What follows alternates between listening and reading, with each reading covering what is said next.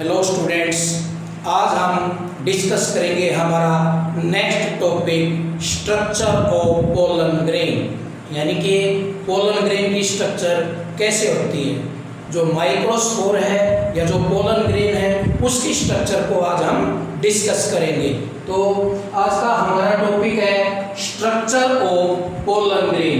ये मैंने pollen grain का डायग्राम बनाया हुआ है, आप देख सकते हैं कि इसके अंदर साइटोप्लाज्म और इसकी वॉल को रिप्रेजेंट किया हुआ है। इसके अंदर दो सेल दिखाई गई हैं, vegetative cell and generative cell. और आपको ये स्पष्ट रूप से दिखाई देने लग रहा है कि ये लगभग या यू कैन से ऑलमोस्ट ग्लोबुलर इन शेप है। तो हम इसी को लेके आज का हमारा टॉपिक डिस्कस करेंगे। तो हमारे इसमें जो जो पॉइंट आपको दिखने लग रहे हैं वो हम सभी को यहाँ एक्सप्लेन करेंगे। तो पोलन ग्रेन इज जनरली, आपको कैसा दिखाई देने लग रहा है, is generally globular in shape. ये आपको कैसा दिखाई देने लग रहा है, ग्लोबुलर, यानी कि गोल दिखाई देने लग रहा है। हालांकि किसी जो दूसरी स्पीसीज है उनमें ये दूसरी शेप का भी हो सकता है। मैं लिख देता हूँ, however some other species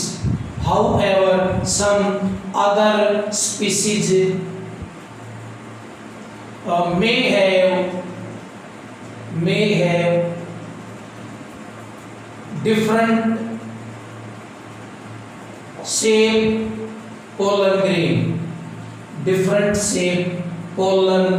grain, different shape pollen grain, यानी कि जो पोलन ग्रेन है वो जनरली तो ग्लोबुलर होता है, लेकिन दूसरी स्पीसीज में ये थोड़ा सा स्पिंडल शेप का या एलोंगेटेड सा और भी दूसरे तरीके का हो सकता है। ठीक है, तो जो पोलन ग्रेन है वो गोल हो गया, तो इसका मतलब इसका डायमीटर कितना सा होगा, और ऐसे मानते हैं कि 25 to 50 माइक्रोमीटर के अराउंड इसका साइज है।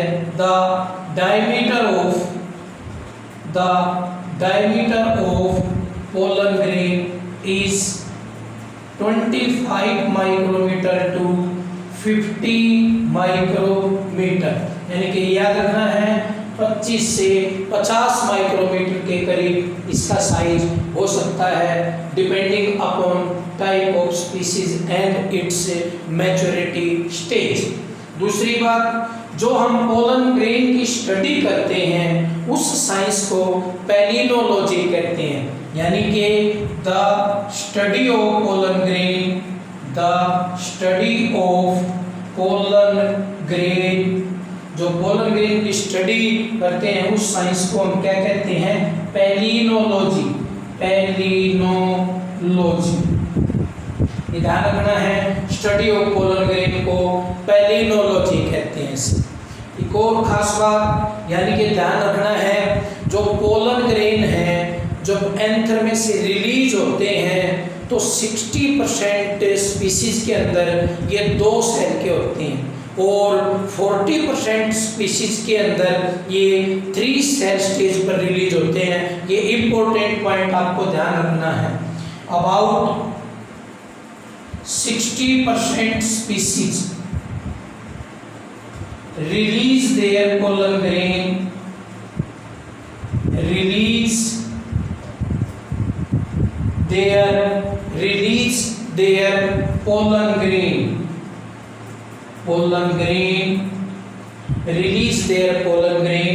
at 2-celled stage, यानी कि आप यहाँ देख सकते हैं इस पोलन ग्रेन में 2 सेल हैं। ये जो पूरी सेल है ये वेजिटेटिव सेल है, और ये जो छोटी सेल है ये जो कि वेजिटेटिव सेल के साइटोप्लाज्म में फ्लोट करने लग रही है वो क्या है, जनरेटिव सेल। यानी कि यहाँ जो मैंने पोलन ग्रेन आपको दिखाया है ये 2 सेल स्टेज का है। जब यानी कि ये दो सेल स्टेज बन जाती है तो ये एंथर से रिलीज हो जाता है, यही बात मैंने बताई है। और ऐसा ये काम 60% स्पीसीज करती हैं। You can say about 60% species release their pollen grain at two cell stage, one is vegetative cell and another is generative cell. जो रिमेनिंग 40% स्पीसीज हैं वो अपने पोलन ग्रेन को 3 सेल स्टेज पे रिलीज करती हैं। कितनी सेल पे? 3 सेल। क्या होगा थोड़ा सा आप समझें। ये जो जनरेटिव सेल का जो न्यूक्लियस है, ये न्यूक्लियस जनरेटिव सेल का है, ये डिवाइड हो जाएगा। डिवाइड करने से कितने न्यूक्लियाई बन जाएंगे? 2 न्यूक्लियाई बन जाएंगे। तो 2 न्यूक्लियाई तो वो किसका काम करेंगे? 2 मेल गैमेट का, यानी कि वो कितनी सेल होगी? 2। I repeat again, in 40% species generative cell nucleus divide and to form 2 nuclei. These 2 nuclei act as 2 male gamete. So 2 male gamete तो यहाँ पर बन गए और एक ऊपर वेजिटेटिव सेल। तो कितनी सेल होगी? 3 सेल। तो कहने का मतलब है जब जनरेटिव सेल का न्यूक्लियस डिवाइड हो जाए और 2 मेल गैमेट बना दे और वेजिटेटिव सेल तीसरी सेल का काम करे तो ये 3 सेल हो जाएंगी और वो 40% स्पीसीज में ऐसा देखने को मिलता है। मैं इसी में बताता हूँ, यानी कि रिमेनिंग 40% स्पीसीज, मैंने उसी को मिटो के बताया है। Remaining 40% species release their pollen grain at कितनी स्टेज पे? 3 सेल स्टेज पे। तो ये आपको क्लियर होना चाहिए। हाँ, 3 सेल कब बनती हैं ये मैंने आपको बताया, जब जनरेटिव सेल का न्यूक्लियस डिवाइड होके 2 सेल बनाएगा, 2 न्यूक्लियाई बनाएगा, 2 मेल गैमेट बनाएगा। तो 2 और एक वेजिटेटिव सेल, 3। इस 3 जो सेल स्टेज है यानी कि वो 40% स्पीसीज इसको फॉलो करती हैं। ओके, अब हम करते हैं जो ये पोलन ग्रेन है इसके अंदर क्या क्या है। आप देख रहे हैं पोलन ग्रेन के अंदर 2 चीजें हैं, एक तो इसका साइटोप्लाज्म और दूसरी इसकी वॉल। जो पोलन ग्रेन कंसिस्ट 2 पार्ट। कितने पार्ट्स हैं? 2। नंबर 1 साइटोप्लाज्म और नंबर 2 कोर या लेयर्स या वॉल। ठीक है, अब हम करते हैं cytoplasm. It's cytoplasm is dense and surrounded by किसने सराउंड कर रखा है? Surrounded by pollen quotes. जो पोलन ग्रेन की जो कोट हैं या जो लेयर्स हैं उन्होंने इसको सराउंड कर रखा है।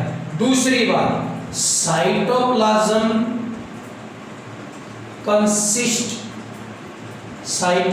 कंसिस्ट या ऐसे कह सकते हैं cytoplasm rich in starch and unsaturated oil, यानी कि जो साइटोप्लाज्म है उसमें भरपूर मात्रा में क्या है? स्टार्च और अनसैचुरेटेड ऑयल। ये जो स्टार्च इसको भोजन प्रोवाइड करेगा और जो अनसैचुरेटेड ऑयल है वो जो इसके अंदर जो डीएनए है, जो न्यूक्लियस है, उसको जो एक्सटर्नल कंडीशन है उससे उसको प्रोटेक्ट करेगा। मैं लिख देता हूँ, this unsaturated oil protect the DNA यानी कि न्यूक्लियस, डीएनए या न्यूक्लियस फ्रॉम हाई रेडिएशन या टेम्परेचर। यानी कि जो साइटोप्लाज्म के अंदर जो अनसैचुरेटेड ऑयल है वो जो पोलन ग्रेन के अंदर जो न्यूक्लियस होता है या जो डीएनए है न्यूक्लियस के अंदर उसको प्रोटेक्ट करने का काम करेंगे। अब हम आते हैं कोट या लेयर, यानी कि जो पोलन ग्रेन होते हैं उनके ऊपर दो कोट होती हैं और पोलन ग्रेन की कोट को दो पार्ट्स में डिवाइड किया हुआ है, दो लेयर्स हैं वो जिनको हम पढ़ेंगे, कोट्स या लेयर्स। जनरली ये दूसरा पार्ट है इसका, जनरली पोलन ग्रेन और सराउंडेड कह सकते हैं या प्रोटेक्टेड कह सकते हैं टू लेयर्स या वॉल, कॉमनली नोन एज, क्या कहेंगे भाई उसको, कॉमनली नोन एज, कोई बताएगा मेरे को क्या कहेंगे इसको, कॉमनली नोन एज स्पोरोडर्म। इनकी जो वॉल है नोन एज स्पोरोडर्म, उनको हम स्पोरोडर्म का नाम देने लगे, टेक्निकल टर्म है जो इनकी वॉल को कहते हैं। तो दो वॉल है बेटा, ध्यान से देखें, एक तो ये कॉन्टिन्यूअस लेयर है नीचे वाली, ये कॉन्टिन्यूअस लेयर, इसको तो हमने क्या कहा है इन टाइम, और इसके ऊपर ये यहाँ से लेके यहाँ तक, फिर ये थोड़ा सा यहाँ पर ये लेयर एब्सेंट है, फिर ये यहाँ से लेके यहाँ तक, और ये यानी कि मैं इसको अगर थोड़ा सा डार्क करूँ, ये वाली लेयर तो है हमारी एक्साइन, और जो ये वाली लेयर बच गई ये है हमारी इंटाइन। तो ये फिर एक्साइन और इसके नीचे ये इंटाइन, फिर ये एक्साइन और इसके नीचे ये इंटाइन। तो these coats आर, ये कौन कौन सी हैं, नंबर 1 इंटाइन और नंबर 2 एक्साइन, यानी कि ये दो लेयर हैं पोलन ग्रेन की। इंटाइन इट इज इनर, ये अंदर की तरफ है, ये अंदर वाली, ये थिन भी आपको दिखाई देने लग रही है, स्मूथ, ये स्मूथ भी है, स्मूथ एंड कॉन्टिन्यूस, ये कोई डिसकॉन्टिन्यूटी शो नहीं करती। आप ये देखेंगे यहाँ से लेके ये ऐसे, ये पूरी की पूरी कॉन्टिन्यूस लेयर है। तो इट इज इनर, ये अंदर वाली है, पतली है, स्मूथ है एंड डिसकॉन्टिन्यूस लेयर,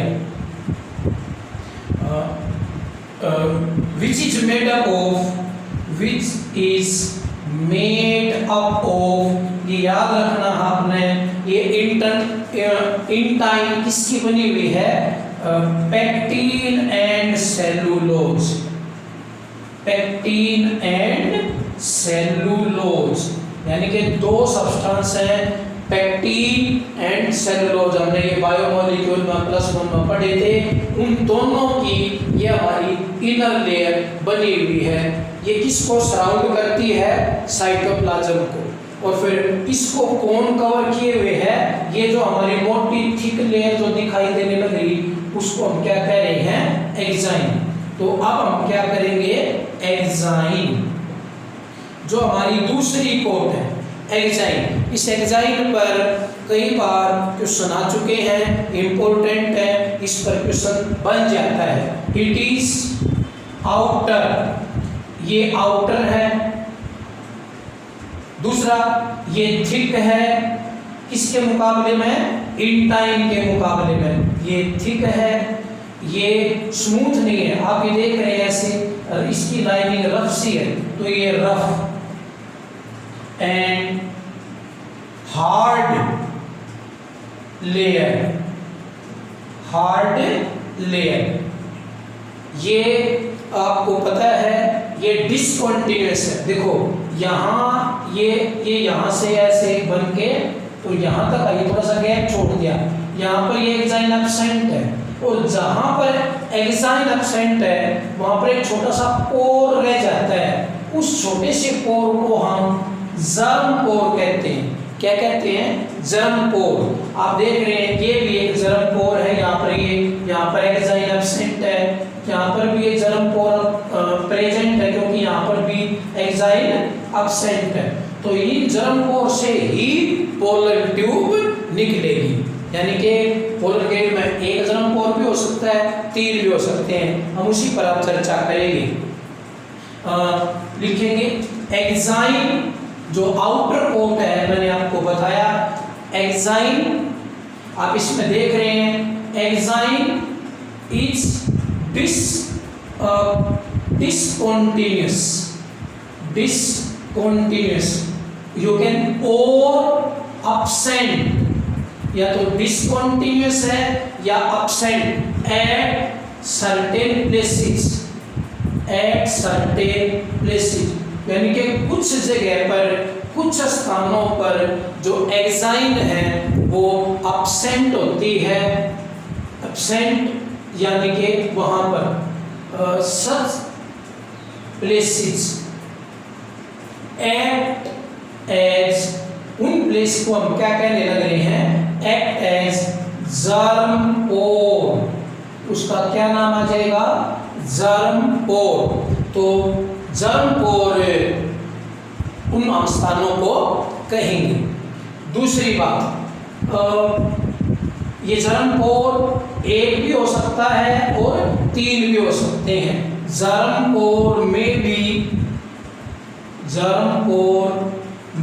भी सिंगल, ये किसी पोलर ग्रेन में 1 हो सकता है।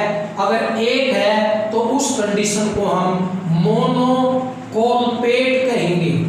अगर किसी पोलर ग्रेन के अंदर 1 ही जर्म पोर है तो उस कंडीशन को हम मोनोकोलपेट, कोलपेट, COLPAT,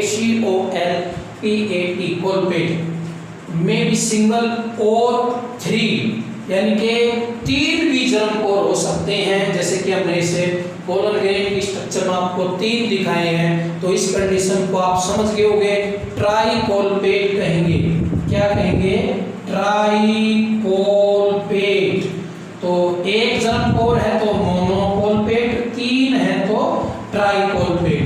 जर्म पोर किसको कहते हैं? जहां पर जो एक्साइन है या तो वहां पर डिसकंटिन्यूअस है या वहां पर क्या है?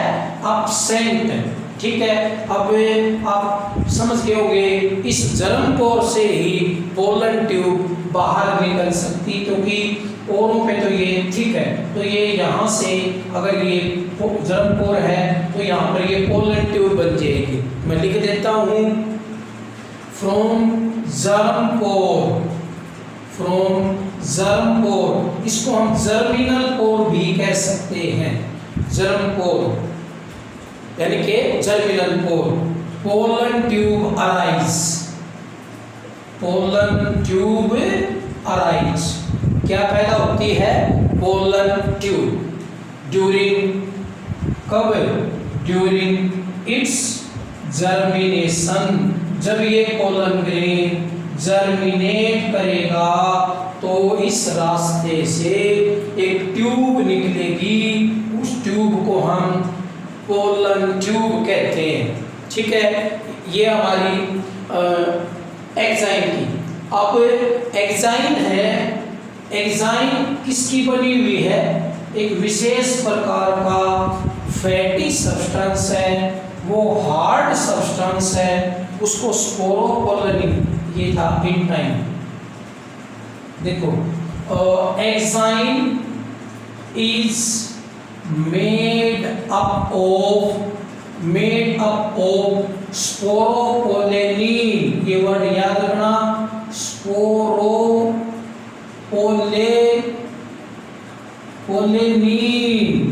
यानी कि ये substance.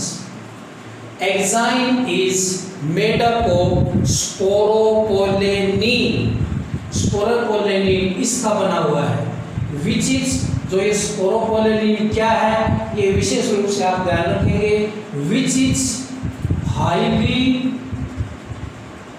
Resistant, which is highly resistant fatty substance, fatty substance, ये हाईली रेजिस्टेंट फैटी सब्सटेंस है।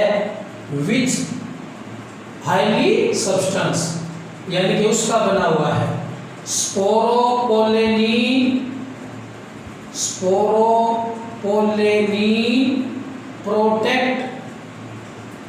Protect the pollen grain, pollen grain from किससे, फ्रॉम हाई टेम्परेचर।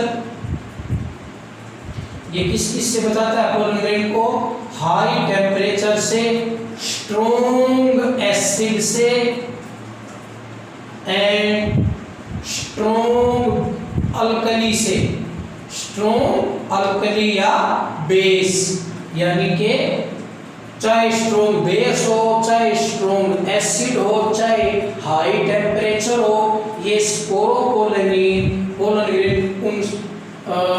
ग्रेन को उन सभी कंडीशन से बचाता है। और ये स्पोरोपोलेनिन किसका बना हुआ है, एक फैटी सब्सटेंस है जो रेजिस्टेंट है, काफी हाईली रेजिस्टेंट है।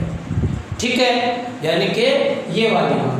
अब ध्यान देने योग्य एक बात क्या है, अगर यानी कि लंबे समय तक ये स्पोरोपोलेनिन एसिड बेस और हाई टेम्परेचर से पोलन ग्रेन को बचा सकता है, तो हम पोलन ग्रेन को प्रिजर्व कर सकते हैं लंबे समय तक as a micro fossils. Important बात, due to presence of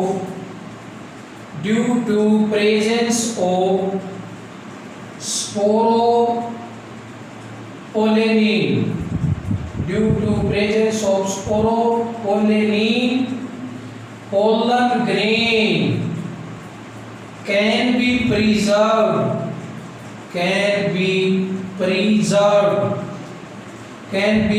preserved, इनको लंबे समय तक हम प्रिजर्व कर सकते हैं। can be preserved as microfossils, as microfossils, क्योंकि लंबे समय तक स्पोरोपोलेनिन इसकी क्या करती है, रक्षा। ठीक है, तो ये हमारी क्या थी, एक्साइन। अब जो एक्साइन है वो फर्दर डिफरेंशिएटेड है, थोड़ी सी आपको समझने की है एक बात। जो एक्साइन फर्दर दो लेयर से बनी हुई है, जो exine is further differentiated into two layer, ectexine and endexine, ectexine and एंडेजाइन।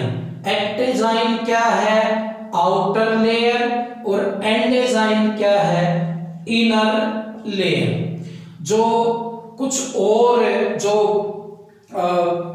Botanist क्या मानते हैं, ये एक्टेजाइन फर्दर फिर 3 लेयर्स के अंदर ये डिवाइडेड है। जैसे हम क्या कहें, बैकुलेट लेयर, बैकुलेट लेयर।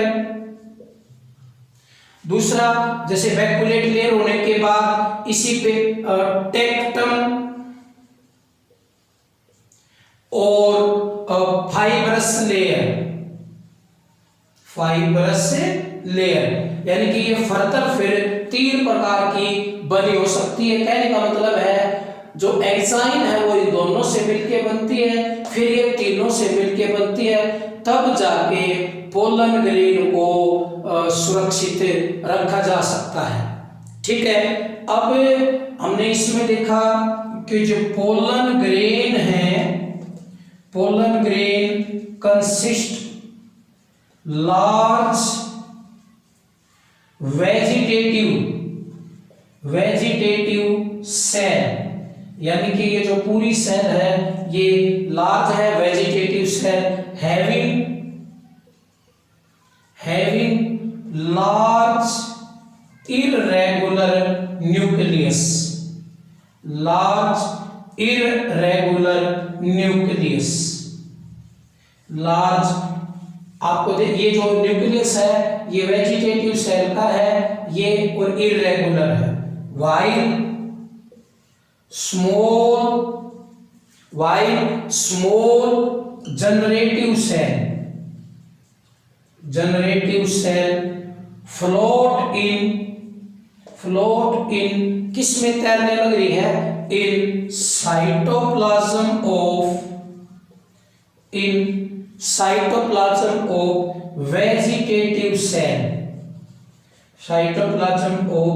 वेजिटेटिव सेल, जो वेजिटेटिव सेल का जो साइटोप्लाज्म है उसके अंदर ये तैरने लग रही है। एक और इंपॉर्टेंट क्वेश्चन है, यानी कि जो एग्जाइन है उस एग्जाइन के ऊपर एक येलोइश विस्कस ऑयली सब्सटेंस और प्रेजेंट होता है, यानी कि या एग्जाइन की भी सुरक्षा उसके हाथ में है। ये एक और खास बात, यानी कि लिख देंगे exine is further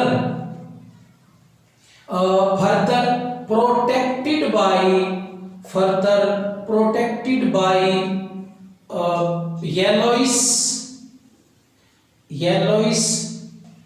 viscous and oily substance called pollen kit,